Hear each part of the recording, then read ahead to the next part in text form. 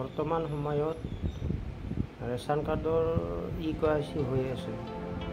চ' ration কাৰ্ডৰ যিসকলে ই-KYC কৰা নাই সেইসকলে অতি শীঘ্ৰে ই-KYC কৰি লওক, অন্যথা তেওঁলোকৰ নাম কৰ্তা নহয় আৰু চাউলো নাপাব।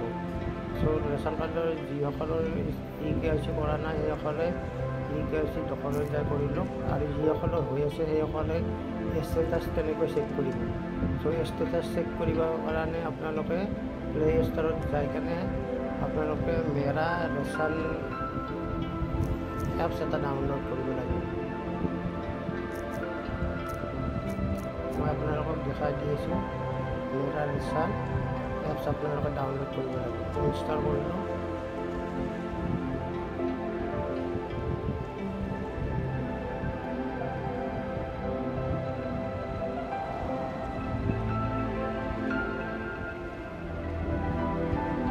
অপেন কৰিলোঁ, এলো কৰিলোঁ।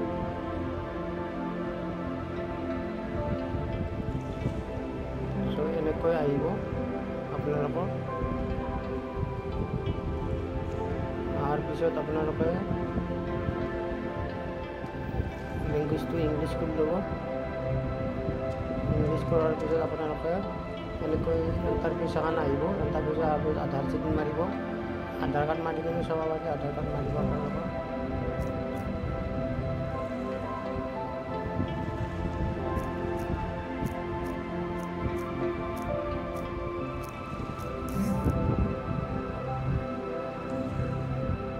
চ' আপোনালোকৰ আধাৰ কাৰ্ড মাৰাৰ পিছত এনেকৈ ইণ্টাৰফেচ আহিব।